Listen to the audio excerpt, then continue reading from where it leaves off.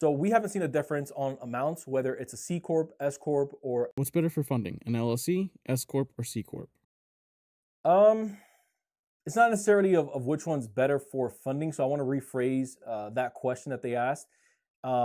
It's more so how you want your business to be structured for what you're looking to do, right? Whether you're looking to maybe save on taxes, or if maybe you're looking to take your company public, if it's a bigger company, or if you're looking to have some shareholders, figure that out first if that structure is aligned with what you're looking to do. Because I can tell you from, again, the clients that we've serviced, whether someone has an LLC, an S Corp, or a C Corp, as long as it's positioned properly, everything else is like lined up. The owner's credit profile, the addresses are on point. They have the right number of employees listed. They had the proper projected revenues, or they had the proper true revenues on there. It'll take care of itself. But what I will say is this, and I know this wasn't on the question, but I want to add it, is there's a difference with sole props, because banks tend to look at sole props as like the individual. The difference is the LLC, the S Corp, and the C Corp, all of those are on the disregarded side, meaning that's a true separation. You have a corporate veil between your business and you. That doesn't happen on the sole prop side. And so the minute that you decide to maybe transition from maybe having the sole prop over to the LLC side, then you pretty much have to start the clock all over again.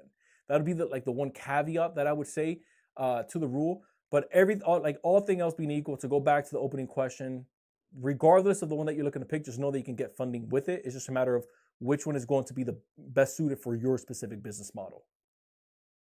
What credit score should I have if I want to get approved for $50K in business credit? All right, so $50K, I would say that's baseline, definitely doable. I would say whether you are a brand new LLC, so I don't have much context on the situation. So whether you're a brand new LLC or an existing LLC, you should be able to get $50K, even if it's just to start out. Maybe some business credit cards, right? Your personal credit profile, though, off the bat, no late payments. I'm gonna give you like the obvious: no late payments, no bankruptcies, no repos. Some people say in the last 24 months. I don't want to see it. Period. Again, we're trying to set you up to win. We don't want to have like the bare minimum. Hey, what's the bare minimum that I need to know? We want to set you up to win. And so nothing negative on your file. The one thing that I can say is that if you do have a collection that you may be paid, or if you do have a charge off that you may be paid and it doesn't come off, just make sure that on your credit report, it does show that it's settled for less, because that does have less of an impact, assuming you can't get that off of your credit completely. I always recommend that you try to wipe it off and clean it as best as you can.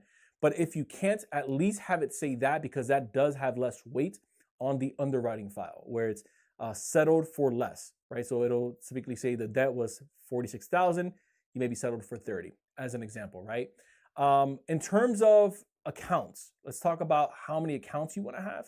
So if a underwriter is looking at your file, they're typically looking at a mix, but more importantly, they're looking at financial accounts that come issued from a bank. They're not going to be as impressed, or I'd say as swayed for a credit profile that has a ton of authorized users. So if you have your personal credit profile, and look, I've been there before. Like, Dad hooked me up, helping me build out my personal credit profile back when I was building my stuff up. But you don't want to have more than two, right? From there, you just want to use that kind of like a springboard to get your own stuff. So max 2 authorized users. I've seen accounts where it looks like it's like a 700 something credit score and they have 5 authorized users. Banks don't want to see that.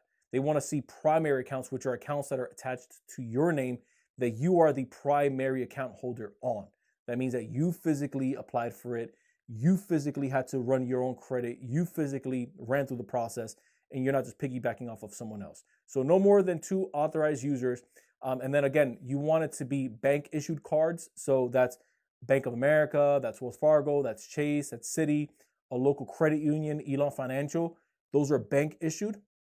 Don't worry so much about the tier just yet, but you want to start moving away if maybe you just have accounts that were issued by maybe Macy's or like store accounts. Those aren't necessarily going to serve you for the type of funding that you're looking for. So at least 5 accounts, revolving accounts. Again, that could be credit cards, that can be HELOCs, that can be a PLOC, personal line of credit, on the personal side, and an average of 3,000 or more. Remember, I'm just giving you baseline.